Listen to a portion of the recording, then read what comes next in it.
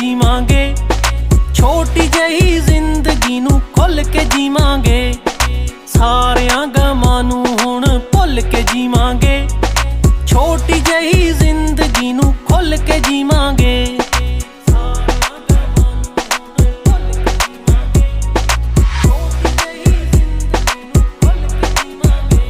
ਨਾ ਡਰ ਕੇ ਜੀਣਾ ਏ ਨਾ ਮਰ ਕੇ ਜੀਣਾ ਏ।